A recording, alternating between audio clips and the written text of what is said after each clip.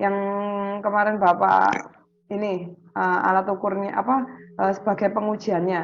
Nah, harapan saya itu besok Bapak bisa melakukan pengujian.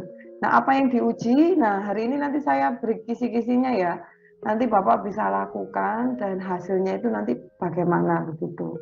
Nah, ini Pak sebenarnya.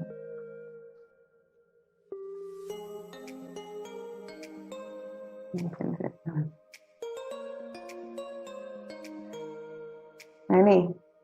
Jadi begini, jenisnya lah, variansinya itu beda. Begitu. Lalu yang kedua itu terkait dengan jumlah amatan. Nah, ini. Jumlah yang diamati itu adalah 40 sampel produk. Ini. Nah, jadi satu kelompok ini itu membuat amatan untuk 40 sampel produknya. 40 itu untuk populasi, 30 nanti sampelnya. Seperti itu. Nah, di ending terakhir ini nanti itu adalah Bapak membuat video dulu, Pak.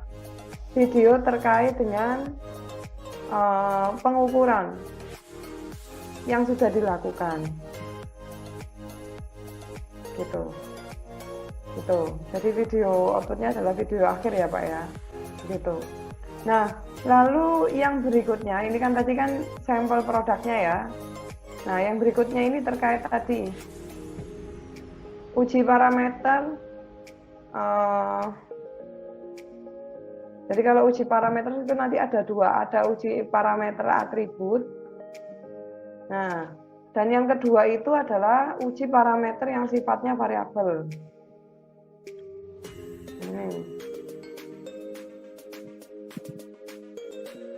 Nah, semuanya dilakukan untuk keempat-empatnya. Misalnya begini, kalau yang di sini dikatakan uji parameter atribut, maka contoh yang dilakukan amatan itu misalnya ini kita mengamati, jadi outputnya itu adalah 1 atau 0, Pak. Begitu. Contoh misalnya amatan terkait dengan misalnya ini ya, pecah produknya. Misalnya kalau kita ngomong permen gitu ya, permennya itu pecah atau utuh gitu loh Pak. Nah, itu. Nah, lalu yang kedua, itu terkait dengan 1 0 apa kira-kira? Jawabannya itu yang jawabannya iya atau tidak gitu. Misalnya gini, dalam satu bungkus gitu ya, apakah ada ini? Kadang itu kan ada permen, tapi dalamnya itu nggak ada isinya, Pak. Paham nggak? Bapak pernah nggak? Oh, Gini. siap, kosong. Ya, ada isi atau tidak. Gitu, Pak.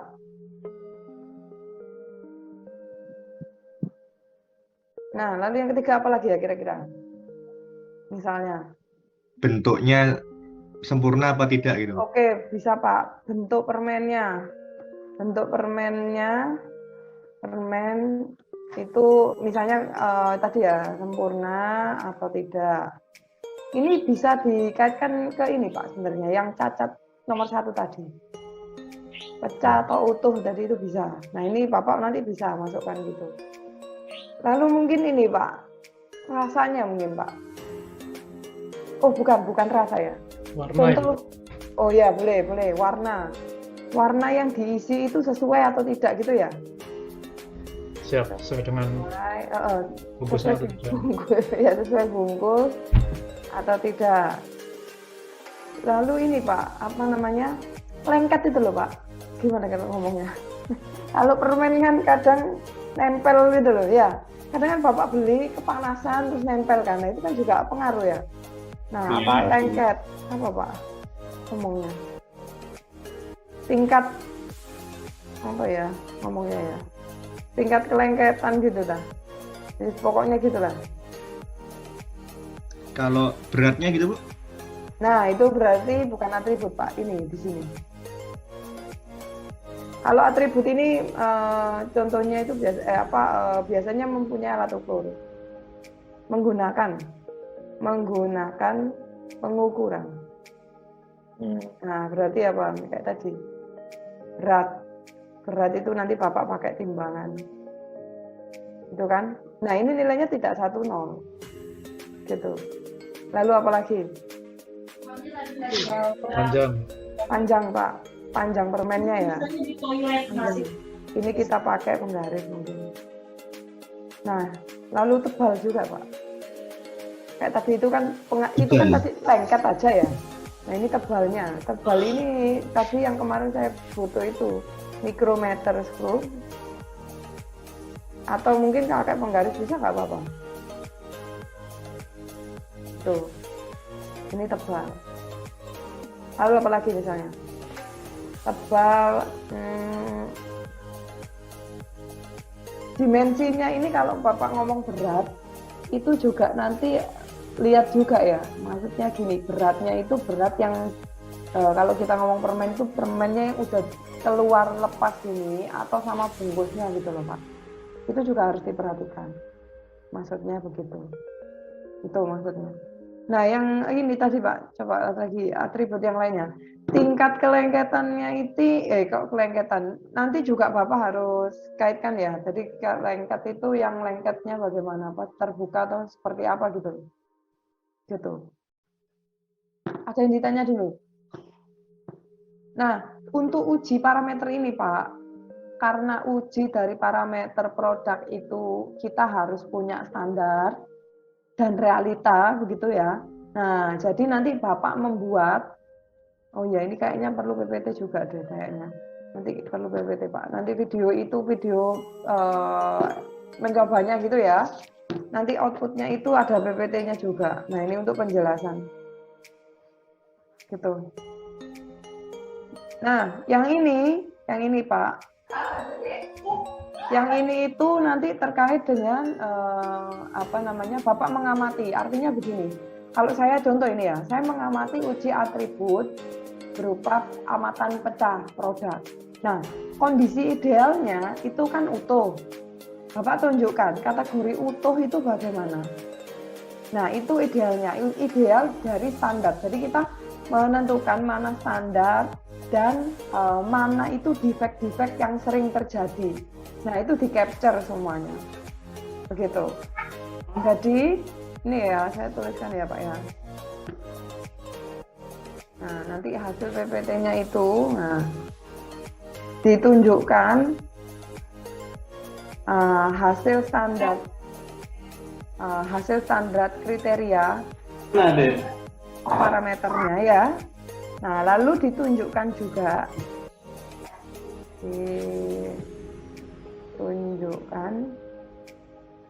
bentuk cacat produk yang terjadi di dalam pengamatan.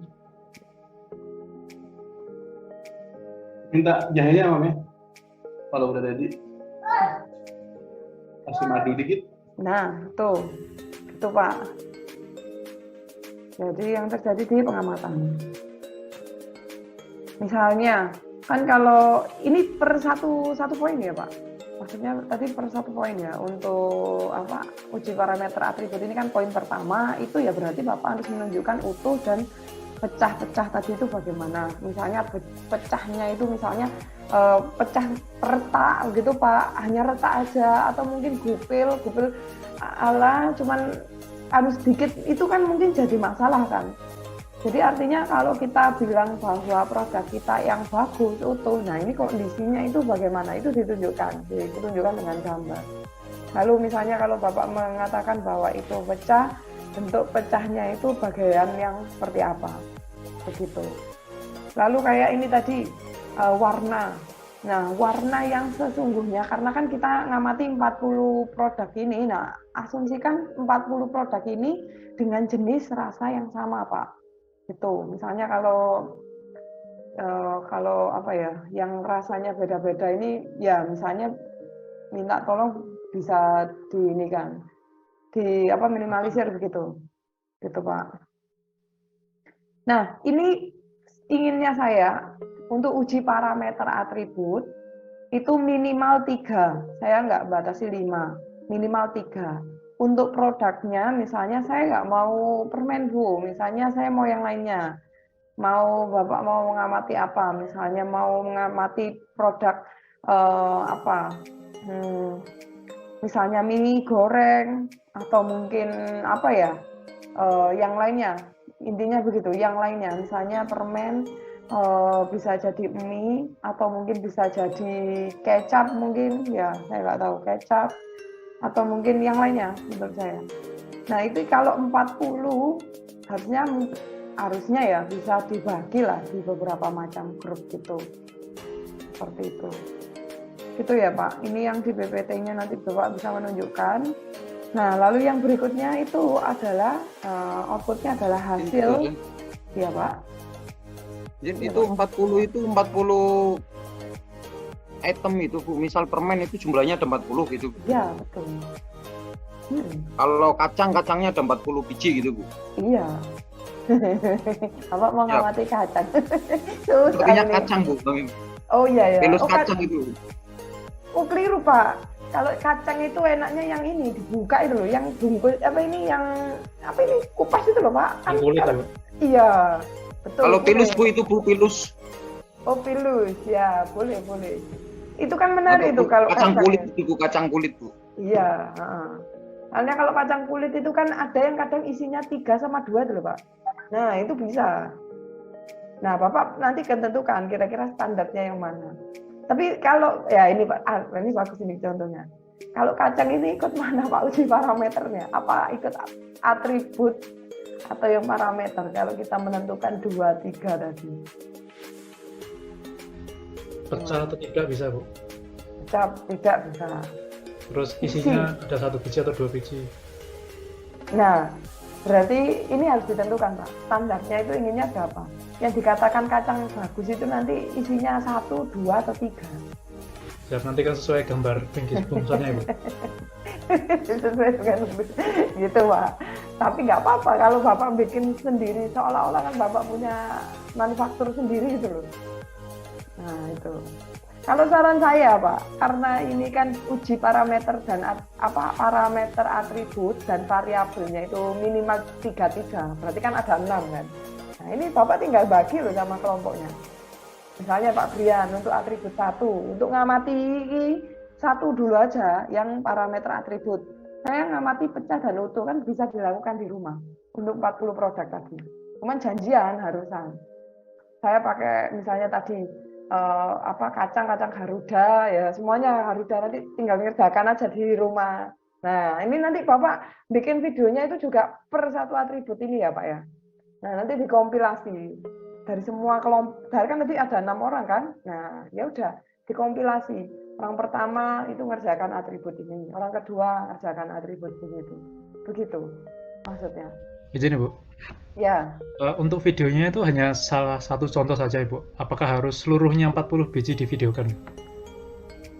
Nanti dikompil Pak. Artinya tidak seluruh 40 sampel divideokan Ibu? Mungkin hanya ya. diambil yang boleh. ada pecah produknya dan ada isinya atau tidaknya gitu. Iya. Siap. Tapi nanti dikompilasi atribut dan variabelnya. Siap. Ya, gitu. Pokoknya yang mendapatkan poin dari parameter itu Bu. Iya, seperti itu Pak. Nah, ada yang ditanya dulu, bentar dari ini. Ingin bertanya Bu, Iya Pak. Untuk menguji ini bukannya harusnya sampelnya harus sama Bu. Kalau pakai 40 itu ya untuk pengujian panjang, berat maupun besarnya mungkin harus menggunakan sampel itu. Tidak bisa per orang maksudnya bawa 40, ini bawa 40 seperti itu Bu arahannya. Ini kan dilakukan variabel acak Pak. Jadi bisa kalau saya. Kecuali kalau Bapak itu kan ini randomized sampling ya. Ada yang stratified gitu. Nah, kalau randomized ini menurut saya nggak masalah. Karena kan nanti kita mengamati di masing-masing parameter parameter pengujian. Misalnya kan saya ngamati pecah produk, ya berarti ke pecah produk aja. Gitu. Bagaimana output dari produk tadi untuk kategori pecah tadi. Gitu. Malah harusnya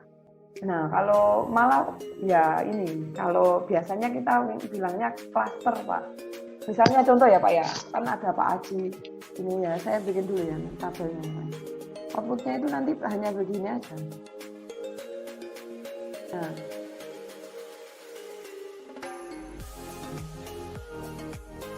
Ini kita ngambilnya cuma satu cluster aja. Nah ini kan nomor ya.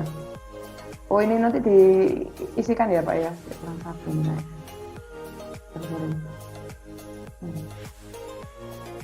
Nanti Bapak isikan. Nomor, nah ini hasil, ini misalnya atribut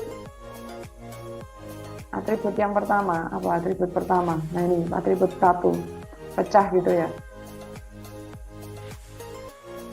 Nah ini kan tadi yang ngerjakan misalnya siapa?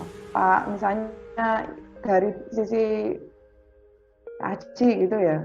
Nah ini bisa Pak. Kalau Bapak mau bikin lagi, ini kan klasternya harus sama. Ini kan 1, 2 gitu ya, nanti sampai seterusnya ya Pak ya. Nah, kita insert dulu aja. Mana ini?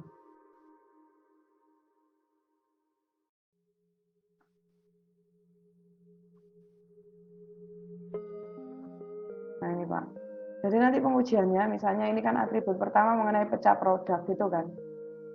Kalau 0 itu berarti dia misalnya ini ya Pak ya. Saya tulis dulu ya. 0 itu berarti berhasil. Berhasil itu atau baik lah.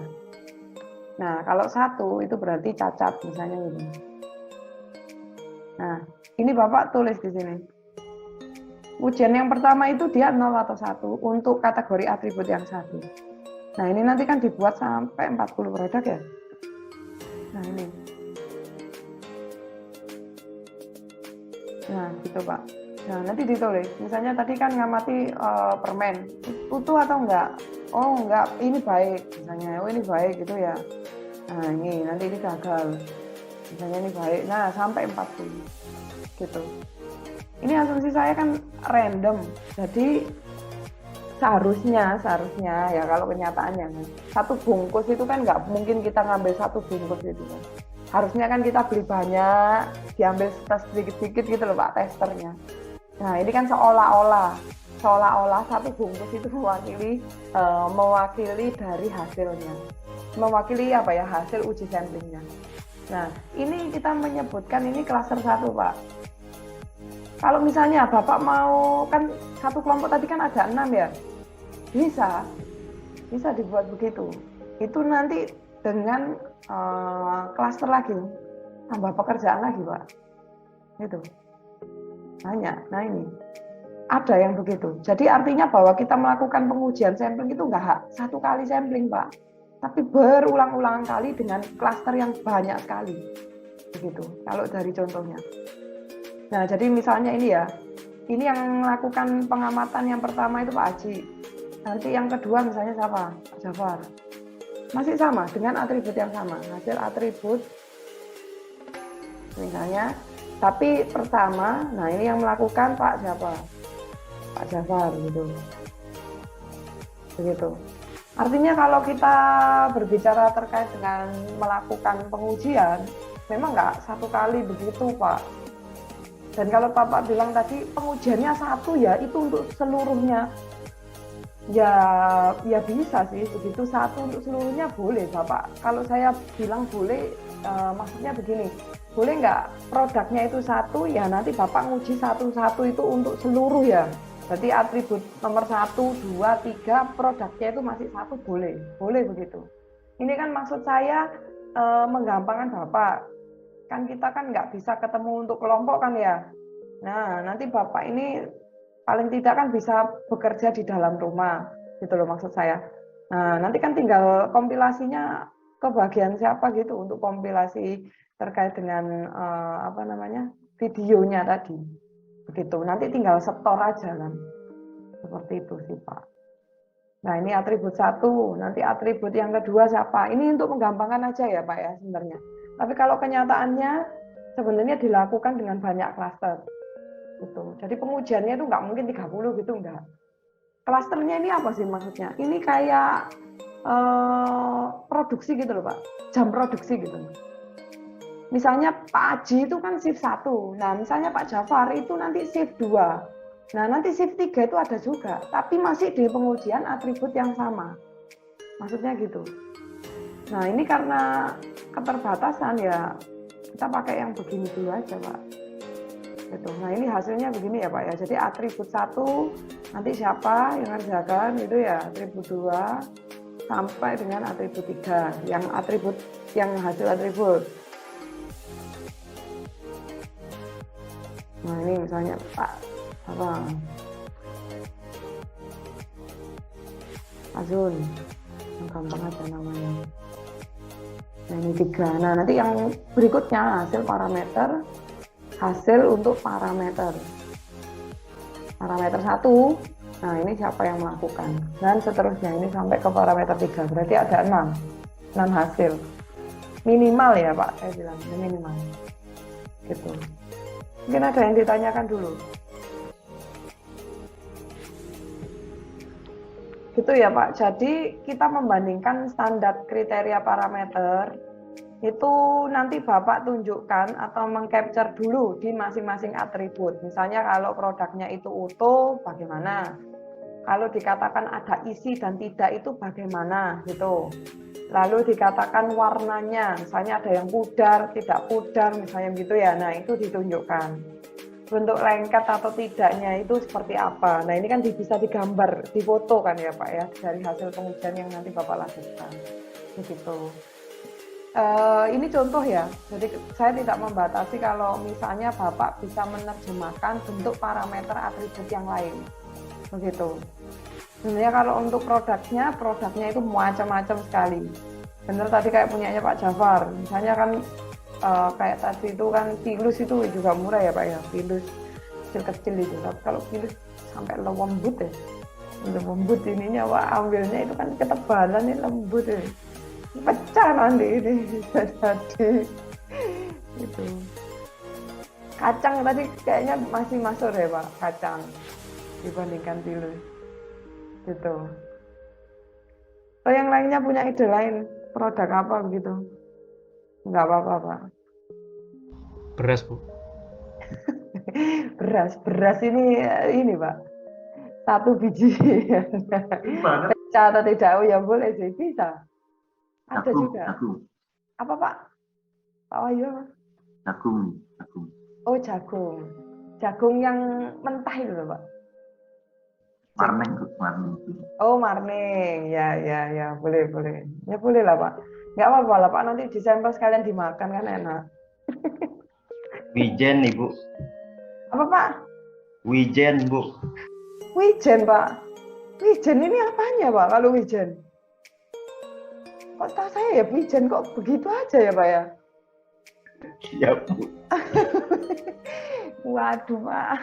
Kalau beras itu bisa kayaknya. Kan kadang ada yang patah atau enggak kan? Utuh atau enggak gitu, Pak. Nah, itu bisa. Cuman kalau panjang itu, manjangin satu-satu itu, nah kalau pakai panjang itu susah Pak, kalau Bapak pakai penggaris. Lebih enak ya pakai mikrometer itu. Nggak apa-apa kalau bisa pakai mikrometer skrup kecil-kecil. Tapi maksud saya kan kalau di rumah ini yang gampang kan. Bapak punya apa itu yang paling gampang. Nanti tinggal janjian aja. Video ini kan bisa pakai apa aja. Nah nanti kan tinggal di-compile jadi satu. Nah ini nanti yang bagian motong-motong video itu siapa? Gitu. Nah ini ujian yang pertama itu siapa? Nah melakukan pengujian tentang atribut apa gitu. Seperti itu. Nah ditunjukkan caranya dan persiapan bahannya gitu. Itu ya Pak ya paling penting ya. Kayak pekerjaan ya jadi ya nggak apa-apa lah semi YouTuber kayak Pak Sabar, Pak Gilar ini ya saya masih aktif ya Pak. Iya Pak. Siap, Ibu. Siap ya Pak. Ya nggak apa-apa Pak. Mengisi konten. Mungkin gitu Pak.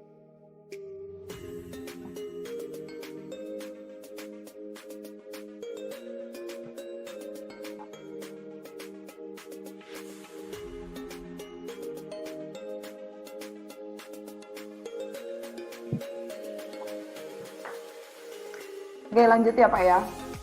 Mungkin nanti hasilnya ini nanti saya kirimkan dulu Pak. Jadi ini apa terkait dengan produk Lalu PPT-nya ya, uji parameter atribut dan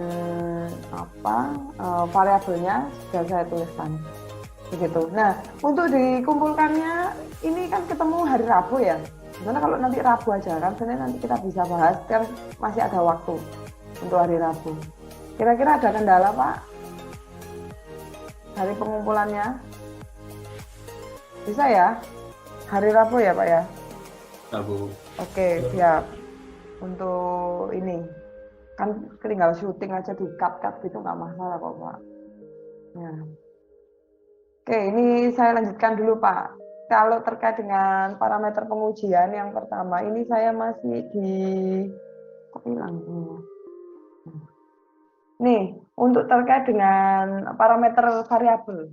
Jadi kalau tadi kan kita sudah belajar bahwa sebenarnya kalau pengujian dari kualitas itu kan terbagi jadi dua ya Pak. Ada yang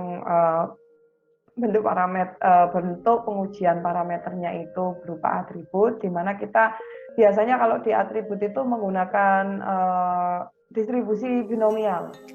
Jadi binomial itu mendeteksi kita melakukan pencatatan satu atau 0 gitu, 0 atau 1 begitu. Oh ya, ini saya lupa tadi. Yang di parameter ini kan ada atribut. Atribut itu kan 0 dan 1.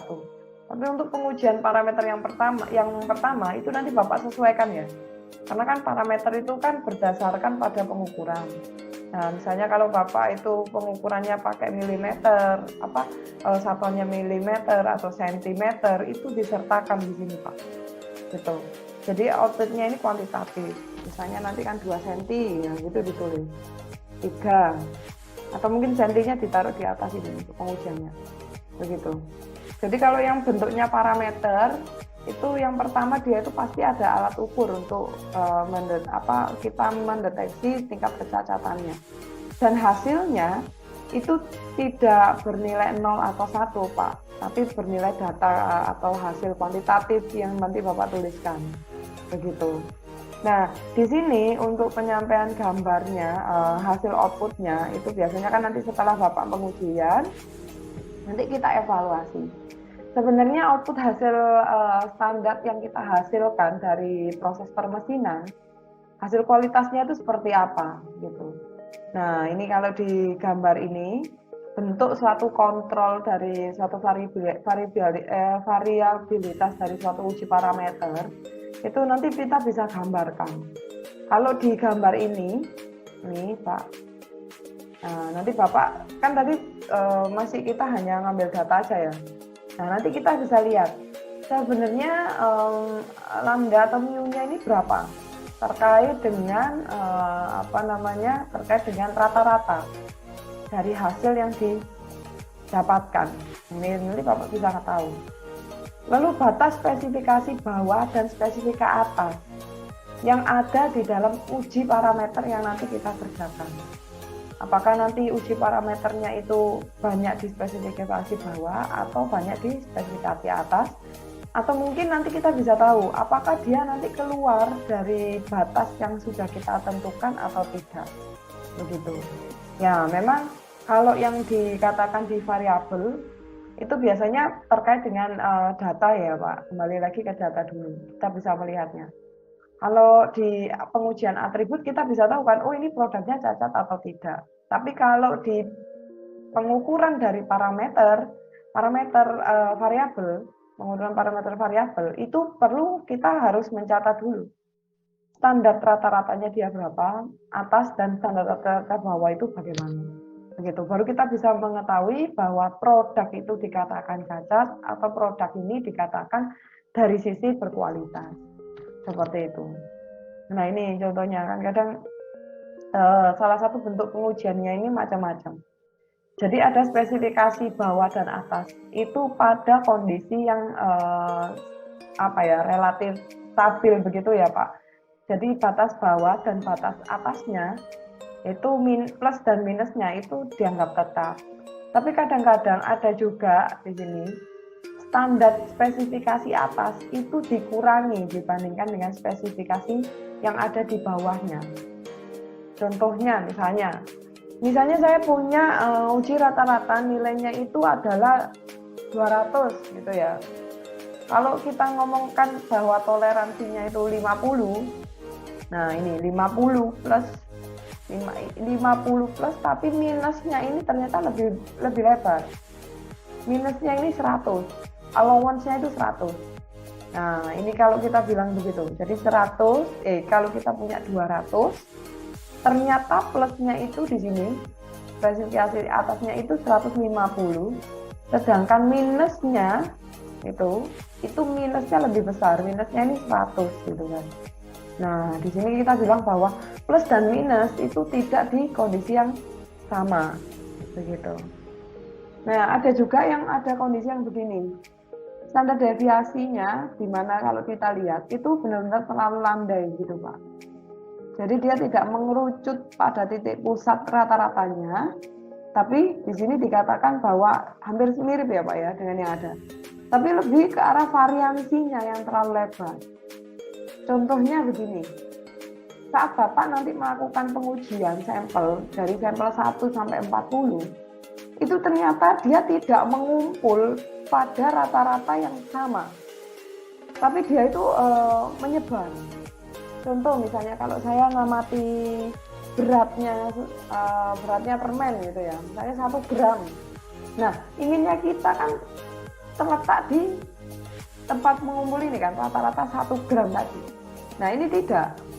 Jadi dia menyebar, tapi dalam kondisi di standar dari spesifikasi atas dan bawah yang sesuai atau batas toleransinya ini sama. Begitu. Jadi dia menyebar, relatif menyebar. Gitu. Nah, harapan yang kita inginkan sebenarnya kalau dari gambar ini, kita inginnya gambar yang mana, Pak? Apakah yang A, B, atau yang C kira-kira? Gimana? Kalau dari suatu gambar ini sama-sama distribusi normal ya. Sama-sama distribusi normal. Distribusinya sama-sama normal, distribusi lonceng kan. Cuman kalau kita amati, inginnya kebutuhan yang diharapkan untuk pengujian parameter variabel itu yang mana kira-kira? Yang A, yuk. Yang A ya Pak. Jadi titiknya itu berada pada berat yang sesuai sama. Gitu. Inginnya adalah terkumpul. Ya memang ini kita punya batas yang lebih lebar. Nah kalau lebarnya variansi ini itu justru akan membuat perbedaan dari sisi kualitas yang kelihatan nyata. Contoh ya, kayak kita ngukur berat mie kemarin. Saya contohkan mie. Nah kalau toleransinya itu terlalu lebar, berat mie ini nanti antara satu orang dengan orang lain beratnya dapat beda, otomatis kan rasanya itu kan berpengaruh ya, karena bisa jadi misalnya ini, saya contohkan Pak Dwi ya, maaf ya Pak Dwi mungkin suka makan ya Pak. Nah ini kopinya dapat sedikit ya gitu, tapi untuk Pak misalnya yang yang kurus ini kayaknya Pak, nah Pak Indra ini rada kurusan ini.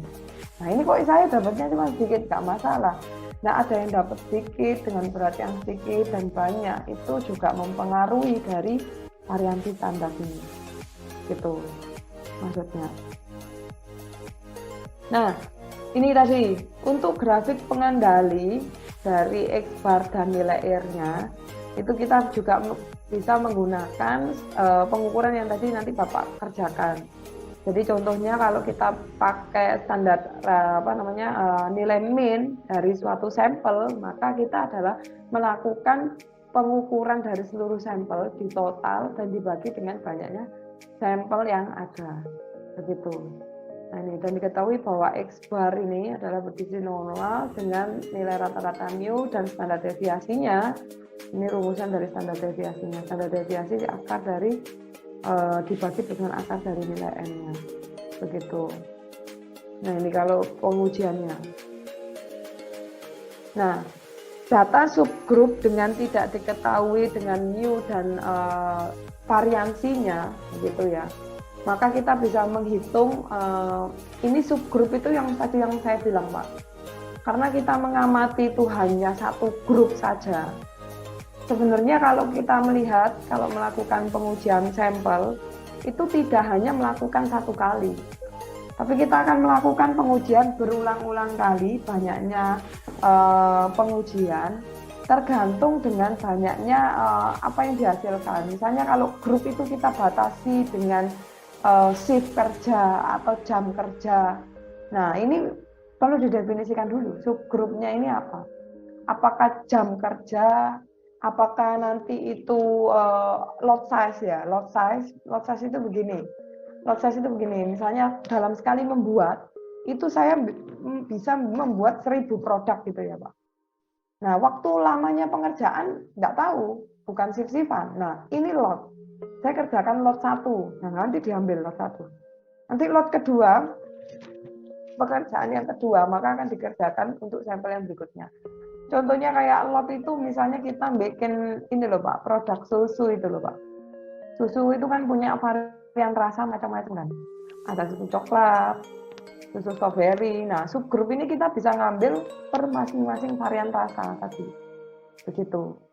Nah, itu yang kita sebut sebagai subgrup. Nah, data subgrup dengan tidak diketahuinya nilai mu dan standar deviasi. Ini kalau misalnya kita mu itu kan rata-rata dari suatu populasi ya, dan standar deviasi ini standar deviasi populasi. Kita bisa menggunakan dari data sampel yang ada seperti tadi.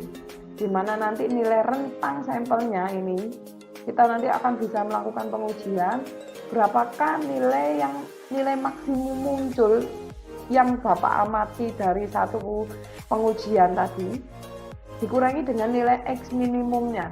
Nah, ini untuk kita mencari rentang dari suatu samplingnya. Begitu. Nah, nanti diketahui bahwa rata-rata rentangnya ini kan, rata-rata rentang dari banyaknya subgrup ini, rata-rata rentang subgrup, maka kita bisa dapat R1 ditambah R2 ditambah sampai dengan berapa banyaknya subgrup yang Bapak dapatkan. Begitu. Jadi beda ya, kalau ini itu adalah kita mengambil satu grup atau grup aja. Tapi pengujiannya sama ya Pak. Ini kembali lagi ke pengujiannya sama.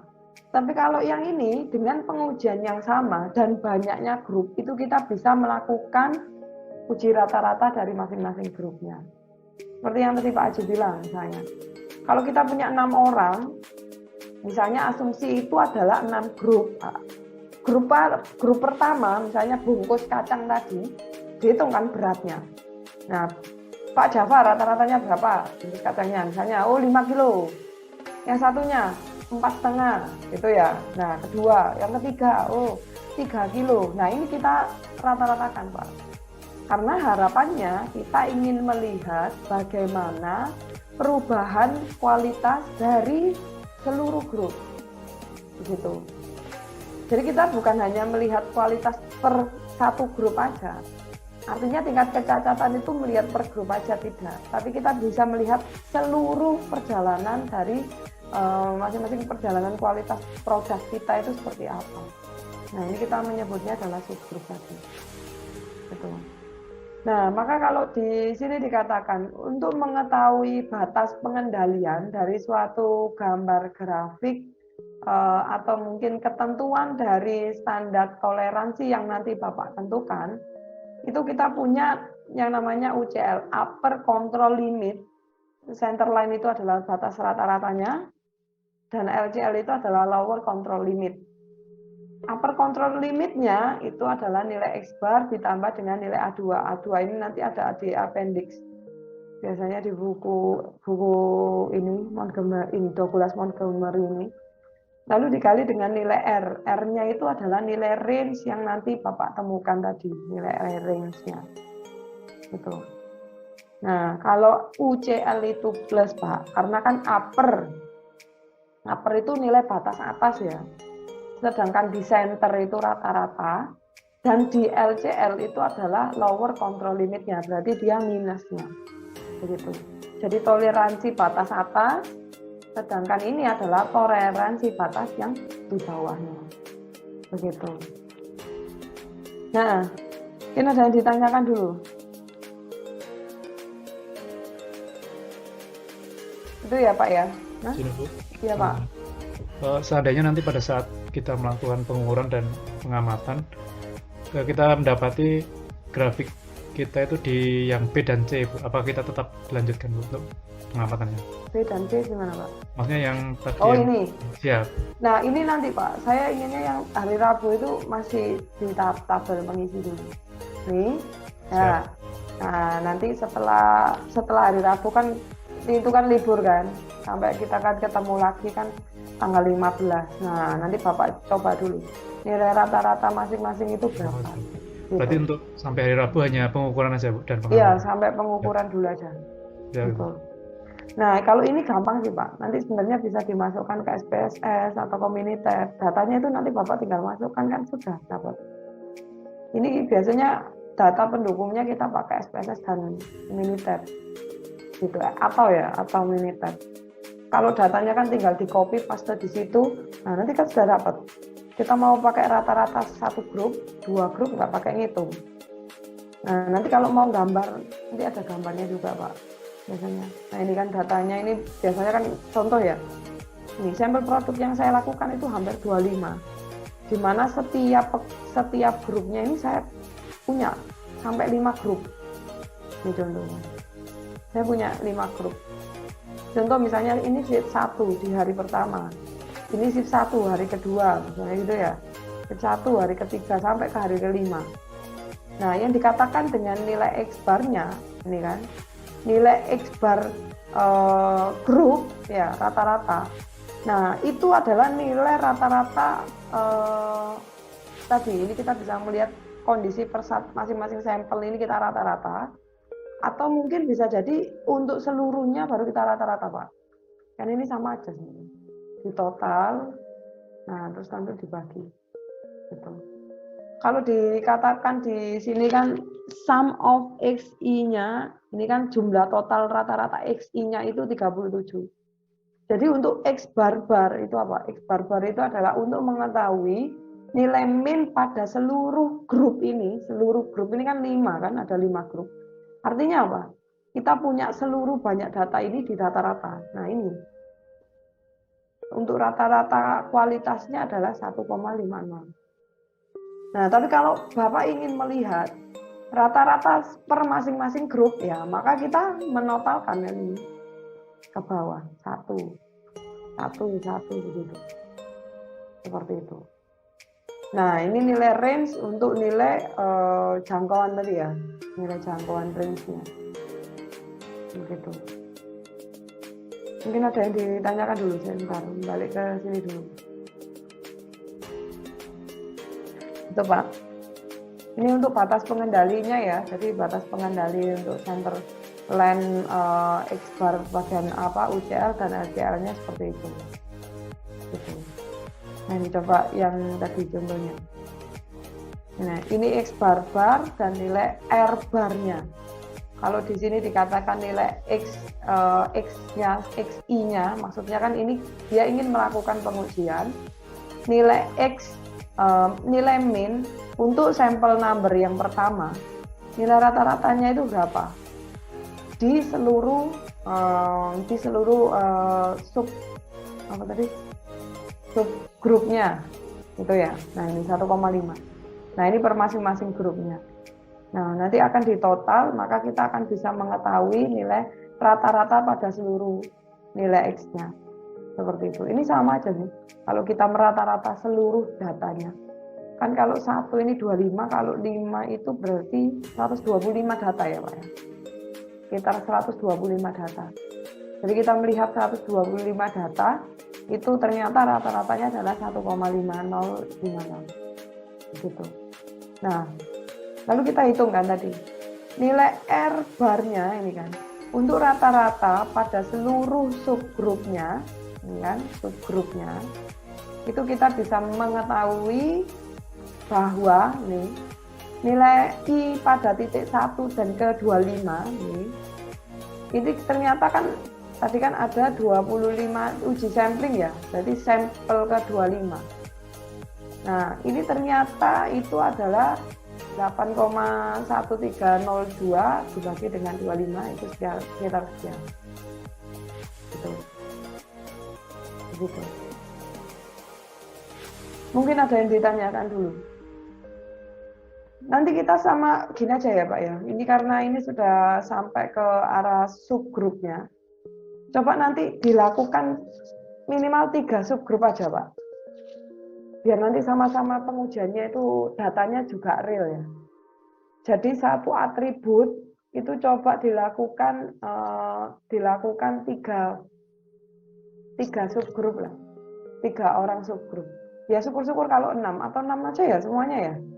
Biar hampir mirip begini ya. Biar kita coba gitu. Paham nggak maksudnya Pak? Jadi satu orang itu melakukan seluruh pengujian. Iya benar ya. Satu orang melakukan seluruh pengujian. Coba saya lihat.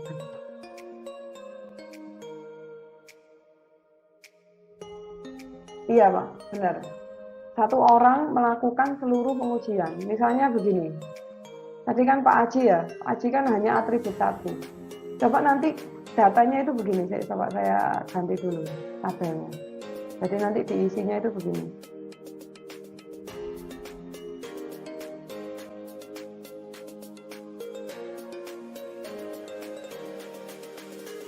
Nah nanti setor ke tinggal kompilasinya. Kalau satu grup itu ada 5 ya, Bapak ada berapa orang? Tadi 6 atau 5? 6 ya. 6, berarti gini aja Pak, 5 aja Pak. Nanti satunya biar bisa mengompilasi. Biar tugasnya nggak terlalu banyak ya. Nah ini lakukan satu, jadi ada 5, di mana satu orang ini kan. Jadi untuk hasil ini, contohnya ini misalnya hasil punyanya Pak ini ya, misalnya Pak Jafar gitu. Nah Pak Jafar itu nanti melakukan seluruh pengujian. Tak tambahkan dulu ya Pak ya, biar kelihatan nyata ini. Nah, tak tulis ini aja. Atribut 1 gitu. Nah, nanti Pak Jafar nanti ngisi gitu.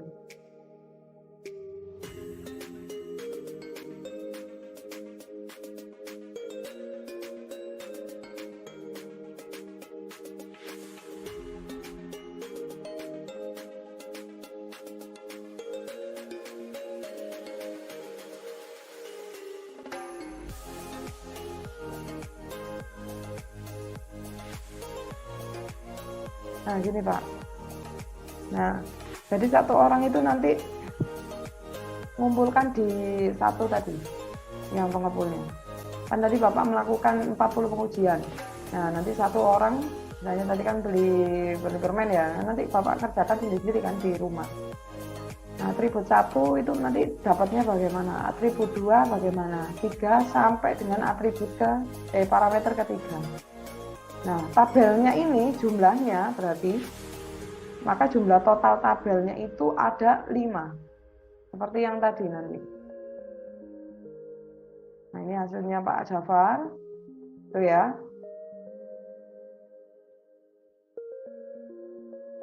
Nah, saya tulis ya Pak ya. Total tabel ada 5. Itu. Jadi satu kelompok. Jadi ada 5. Nah, nanti yang pengumpulnya nanti bisa digrupkan. Kayak tadi. Atribut 1 untuk pengerjaan orang pertama, orang kedua, orang ketiga begitu. Itu bagaimana?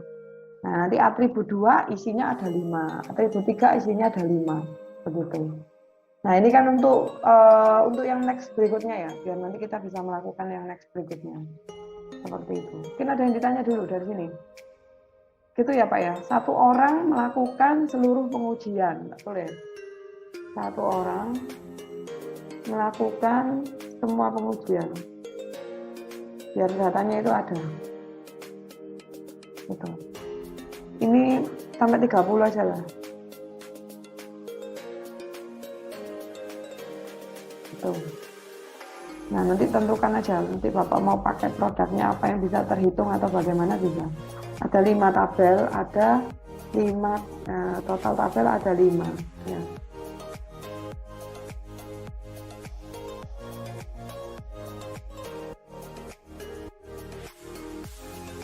Ini buat masing-masing parameter. Seperti itu. Ya gitu ya Pak. Mungkin ada yang ditambahkan, jadi nanti tunjuk gambarnya itu mungkin seperti ini. Jadi karena 5, ini asumsi saya ada 5 grup tadi. Nah ini kan untuk pengujiannya kan 1, sampel numbernya apa, ini dia ngomongnya wafer. Nah ini kalau misalnya kita melihat dari di dimensi wafer, ini mungkin produk ya, produk permesinan kalau saya lihat.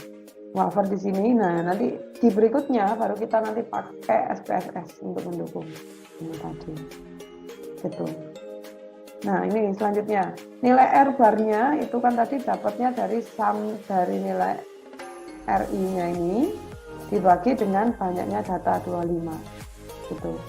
Nah LCL-nya, LCL dan UCL ya, maka kita bisa menentukan nilai R barnya itu kan tadi 0,3252 dan nilai D3 ini nanti biasanya diketahui di tabel gitu.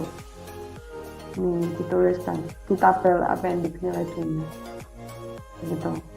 Biasanya sih langsung diketahui di soal sih nilai D-nya itu berapa gitu. Mungkin ada yang ditanyakan dulu. Nah, maka kalau bisa kita tahu ya Pak ya di gambar ini nilai UCL dan LCL-nya kan sudah fix jelas. Dan nilai X bar-nya, ini kan X bar rata-rata dibagi dengan nilai 25 untuk sampel kita. Maka UCL-nya ini kan UCL dari 1,50 ini dari nilai rata-rata 25 tadi ditambah dengan nilai A2. A2 itu dapatnya dari tabel dan R itu dari yang perhitungan sebelumnya. Begitu. Maka kalau bisa digambarkan, nah ini untuk yang nanti setelah tanggal 15 itu nanti Bapak membuat begini. Jadi kita bisa mengetahui nilai min untuk seluruh data kita. Kan tadi kan Bapak melihat ya, nilai min saya adalah 1,50 gitu. Maka nilai UCL dan LCL-nya itu berada pada titik berapa. Gitu. Nah, nilai UCL tadi kan upper control limit ya. Upper control limitnya itu adalah 0,68 untuk nilai R-nya. Nah, yang sampel min ini ada 2 tabel. Jadi yang ini adalah nilai R-nya dan ini untuk nilai min-nya, nilai min untuk sampel min. Nah, nilai UCL-nya 1,693 untuk upper control limitnya. Upper control limit itu adalah seperti batas yang standar yang nanti ditentukan ya dari hasil pengujian. Nah, LCL itu juga sama. Nah, bagaimana untuk datanya ini? Datanya ini adalah data pengujian yang sudah dilakukan tadi. Ini. Nah, ini pengujiannya dimasukkan. Jadi kalau kita melihat untuk grup pertama, ini kan grup pertama itu kan kita menguji 0 sampai 25 sampel kan. Nah, ternyata kalau dari gambar ini, ternyata dari seluruh sampel masih pada kondisi di mana kualitas itu berjalan. Artinya apa? Di sini kita lihat nilai min-nya itu nilai min untuk seluruh data di dalam range upper dan control limitnya, Pak. Tidak di luar. Nah ini loh, ini kan batas. Jadi dia nggak boleh di luar. Nah kalau ada yang di luar, ini seperti cara yang dulu pernah kita pelajari di forecast. Apabila ada data atau mungkin hasil produk yang mengalami kecacatan, maka kita bisa menghilangkan data tersebut. Tapi ini kebetulan kan dia masih di dalam range-nya ya. Jadi dikatakan grup pertama dalam kondisi kontrol, in control, sesuai dengan batas kontrol kita. Begitu. Nah, ini kan tadi kita melihat dari nilai min-nya rata-rata. Jadi keragaman data rata-ratanya itu masih sesuai dalam kondisi nilai min-nya. Nah, gimana kalau kita melihat dari nilai range? Nilai range itu kan tadi apa? Nilai range itu adalah bagaimana kita menganalisa nilai batas atas dan batas bawah yang ada di dalam produk kita. Nilai range kan allowance-nya ya, Pak ya. Nah, ternyata kalau di sini ini ada yang masih di dalam spesifikasi upper control limit, tapi dia tidak melebihi. Jadi ini masih in control, Pak. Nah, in control. Nah, yang jadi masalah itu kalau nantinya titik-titik sampel kita berada di atas UCL atau berada di paling bawah UCL. Nah, itu sudah dikatakan cacat. Kalau produk kita itu di atasnya upper control dan di bawah dari lower control limitnya. Begitu. Nah, itu tadi jadi kalau artinya begini, kita melihat data keragaman data secara keseluruhan itu dari penggambaran hasil nilai ini ya Pak. Tapi kita juga memperhatikan per masing-masing produknya, gitu. Jadi artinya kalau mau bilang standarnya itu sebenarnya mau kita tentukan atau mau kita bentuk, begitu ya. Kadang kan di suatu organisasi atau di manufaktur itu mereka punya standar kan ya Pak, nilai rata-rata untuk berat saya itu sebenarnya berapa gitu kan, ada standarnya. Nah itu pun kalaupun standar itu dia sudah tentukan, kita juga tidak melepas dari hasil ragam data yang dikeluarkan. Artinya apa? Standar itu ya tetap kita kerjakan. Dengan kita melihat hasil kontrol ini, itu kita kan bisa melakukan action. Contoh misalnya, ini ya Pak, hasil ternyata di pengujian kayaknya ini ke-16. Ternyata dia masih di dalam batas. Benar di dalam batas. Tapi ternyata kalau di dalam range-nya itu dia masih terlalu lebar. Range ini kan menunjukkan persebaran gitu ya Pak ya. Persebaran dari data satu dengan data yang berikutnya. Nah, karena ini ada keragaman yang mau keluar dari batas, harusnya nanti akan muncul action yang dilakukan. Apakah itu nanti dilakukan perbaikan dari sisi permesinannya, atau kita mungkin melakukan seluruh evaluasi. Yang kemarin kita bisa lakukan seluruh evaluasi, caranya adalah dengan menggunakan diagram root causes tadi Pak. Root, yang di KPS kemarin loh.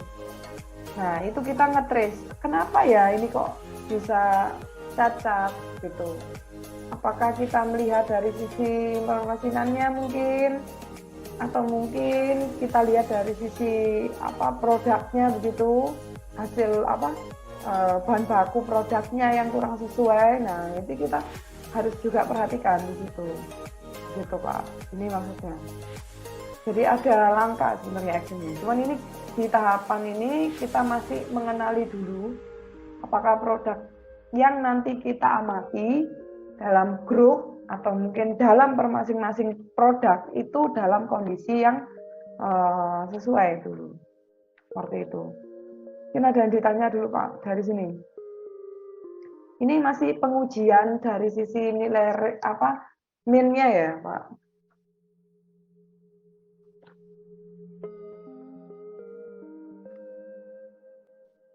Nah ini yang di berikutnya, selain kita melakukan pengujian untuk rata-rata, kita juga bisa melakukan estimasi kapabilitas dari sisi proses. Nah ini kan, jadi output yang dihasilkan saat melakukan pengujian itu sebenarnya bukan hanya pengendalian output akhir Pak, tapi mungkin kita bisa mengendalikan per masing-masing proses. Artinya begini, yang kita amati dari proses pengendalian kualitas itu bukan pengendalian output akhir. Mungkin bisa jadi output dari satu proses permesinan tertentu. Contoh misalnya begini, proses yang dilakukan di misalnya bikin baut gitu ya Pak ya. Baut itu ternyata bukan hanya proses kita butuh CNC aja. Tuh, CNC aja. Tapi mungkin nanti ada proses lain. Di baut, di CNC pakai proses permesinan CNC, lalu proses yang berikutnya itu pengecatan misalnya gitu. Nah proses pertama itu nanti kita bisa melakukan pengujian, baik itu pengujian dari sisi X-bar grafik ataupun dari nilai R-nya begitu. Nah kalau di sini, ini yang di sini estimasi kapabilitas itu kita bisa mengecek dari sisi standar deviasinya, standar deviasi dari sisi proses, persebaran dari suatu datanya.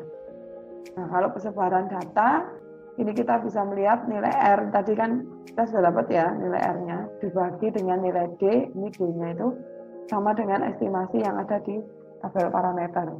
Begitu. Jadi kalau dituliskan di sini batas spesifikasi untuk standar ini hard brake proses itu adalah 1,50.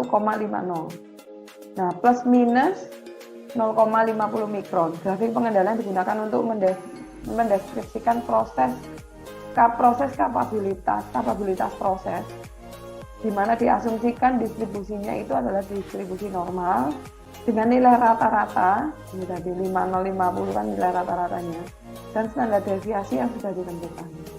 Maka kita bisa menghitung nilai peluangnya ya, nilai estimasi kapabilitas proses itu kan outputnya adalah peluang. Nilai peluang di mana kapabilitas proses kurang dari 1 dan nilai peluang dilebih dari nilai 2. Biasanya ini kita hanya mengecek sih Pak. Kalau misalnya kapabilitas proses itu kita turunkan ke arah 1 dan kita naikkan ke arah 2 begitu.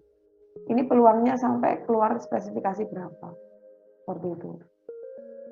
Nah, ini contohnya, kapabilitas rasio yang bisa dikeluarkan, CP kapabilitas rasio itu adalah USL upper, standar control limit tadi, dikurangi dengan LCL tadi, dibagi dengan 6 deviasi yang sudah ada. Begitu. Nah, outputnya kalau CP itu berarti kan tadi 2 dan 1, yang ditentukan ya, dibagi dengan 6. Dari 6 itu estimasinya 6. Ini mungkin ini tabel 6 RD 0,1369 itu dari tabel dikalikan dengan nilai 6.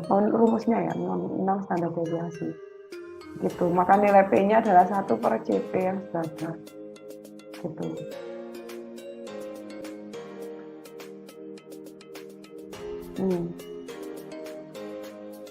Mungkin ada yang ditanyakan dulu. Nah ini, jadi kalau penggambaran nilai CP lebih dari 1 dan dia CP-nya itu kurang dari 1, CP-nya lebih itu berarti apa ini?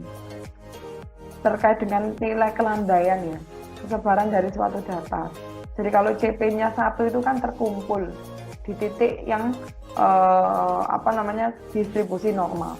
Tapi kalau CP-nya itu kurang dari 1, berarti kan artinya ini ada kelandaian yang lebih sedikit, di mana nilai ini LSL dan LNTL ini untuk standar sih Pak sebenarnya yang nanti ingin kita capai. Begitu. Kalau standar kecapean dengan standar pengukuran yang diharapkan itu bagaimana? Apakah kita perlu merampingkan kayak gini kan? Ini kan standarnya sesuai antara yang dikeluarkan dengan existing dengan standar yang standar yang kita harapkan dengan outputnya itu sesuai. Nah ini bisa jadi ada yang berbeda begitu, tidak ada kesesuaian. Jadi bisa jadi dia melebihi atau mungkin kekurangan begitu model yang begini, seperti itu. Jadi contohnya kayak misalnya ini, kalau ini kan standar yang dari data realnya itu kita rentangnya itu lebar. Nah standar yang kita harapkan itu dipersempit, nilai UCL dan LCL-nya itu mau kita kecilkan. Misalnya begini, ini kan nilai realnya ya.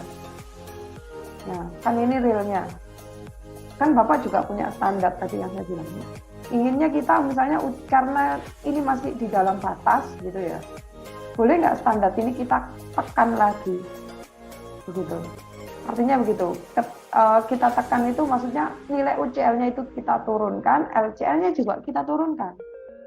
Artinya apa? Kalau kita mau turunkan kan seluruhnya akan meramping di satu titik ini kan Pak. Nah, di satu titik ini. Nah, apakah itu punya kompetensi? Artinya di dalam sisi proses itu kita punya kapabilitas nggak untuk menurunkan atau menaikkan dari standar nilai UCL dan LCL yang sudah ada. Begitu, ini yang dimaksudkan nilai CP. Jadi biasanya melihat terkait dengan kapabilitas, nah ini terkait dengan performansi dan kapabilitas. Bapak tujuannya ingin meningkatkan performansi, tapi kemampuannya bagaimana? Itu kan juga perlu untuk dipertimbangkan. Karena kan sejatinya bukan kita harapan kita, saya tekan gitu. Nah, realnya itu keluar ambang kan, ya sama aja, cacat semua produk itu. Gitu, maksudnya begitu. Artinya. Nah, di sini dikatakan untuk memperbaiki batas kontrol dan garis tengah, grafik pengendali memerlukan beberapa perbaikan batas kontrol dan garis tengah secara periodik. Nah, maksudnya artinya begini, Pak. Untuk kita menentukan batas kontrol itu tidak lepas dari data yang dikumpulkan secara simultan. Kayak tadi yang saya bilang, misalnya grup 1 itu adalah untuk shift 1 di hari pertama, shift 2 hari pertama, shift 3 hari pertama. Nah, ini kan secara periodik, berkelanjutan. Artinya bahwa melakukan pengendalian tidak hanya satu kali saja, tapi dilakukan secara berulang. Nah, hasil dari batas kontrol itu pasti akan berubah. Kenapa? Karena dia melakukan replikasi secara berulang. Nih,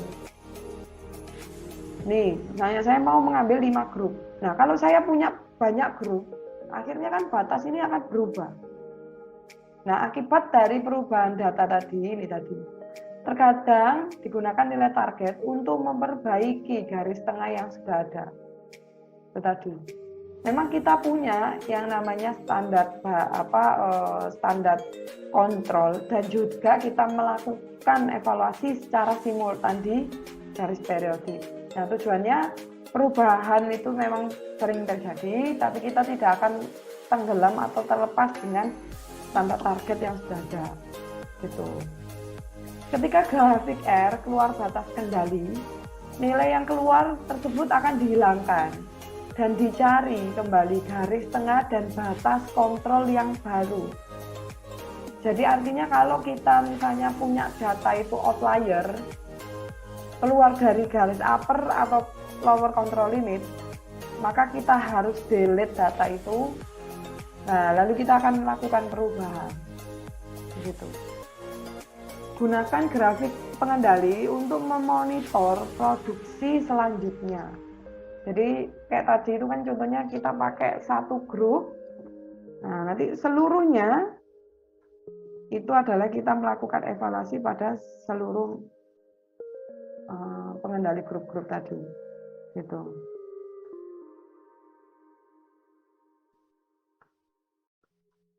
Gunakan ini tadi udah ya, line chart yang menunjukkan observasi individu yang disebut tolerance chart atau Thayer diagram kita menyebutnya. Ini kan tadi kalau dikatakan misalnya kalau kita punya sampel number yang banyak, sampel numbernya kan tadi cuma 25, Pak. Nah, ini kita lanjutkan lagi untuk sampel ke 40 dan sekian. Nah, nilai X bar dan nilai R-nya itu pasti nanti akan berubah. Gitu. Nah, kan ini nanti akan berubah. Jadi contoh kalau kita mau mengambil data itu cuma meng-scrap X bar saja, satu grup dengan banyak grup, maka nilai UCL dan LCL yang terjadi itu pasti akan berbeda-beda. Betul. Nah, ini kan dilanjutkan. Nilai UCL di mana saya melakukan pengujian sampel selama 40 produk ini, ya kan? 40 produk. Kalau UCL yang pertama tadi kan 1,693 ini coba. Oh, masih sama. Nah, 1,693 di sini. Nah, Pak, kalau Bapak lihat. Ini harusnya gimana sih sebenarnya kok ditulis satu-satu ini? Harusnya UCL-nya di sini nih.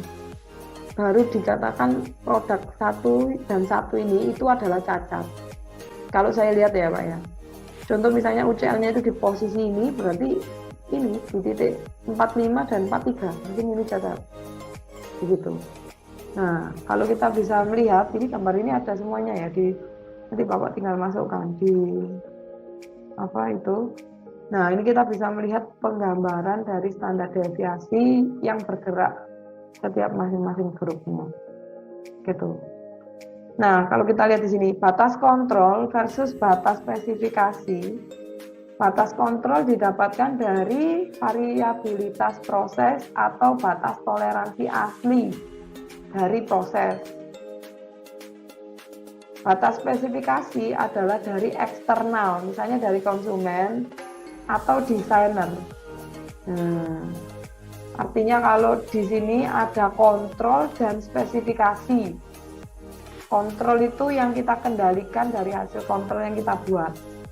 Nah, spesifikasi tidak ada hubungan matematika atau batas kontrol. Maksudnya begini, mungkin bisa jadi antara batas kontrol dan spesifikasi itu berbeda di sini Pak kategorinya. Yang disebut tadi. Jadi ada batas kontrol dan spesifikasi untuk bisa menggambarkan apakah kontrol dan spesifikasi ini bisa match nggak ke dalamnya. Kan inginnya kita antara yang kita harapkan dengan output yang diinginkan dari customer itu kan sama. Ya harusnya ini sama. Yang seperti gambar ini tadi. Nah, bila yang terjadi perbedaan yang di sini, yang garis A dan garis C. Begitu. Nah, ini mungkin ada yang ditanya dulu tadi Pak. Setelah kita membuat gambar dulu, ini masih berhenti di sini dulu aja. Di sini Bu. Ya, Siap. Untuk batas spesifikasi sendiri ditentukan dari mana Bu? biasanya kan ini tadi Pak. Jadi kan biasanya kan kalau kontrol itu kan diproses. Jadi hasil proses kontrol itu langsung terlihat. Nah, kalau spesifikasi ini mungkin adalah yang dirasakan dari customer-nya. Contoh misalnya kayak yang nanti Bapak lakukan pengujian ini, itu adalah spesifikasi konsumen.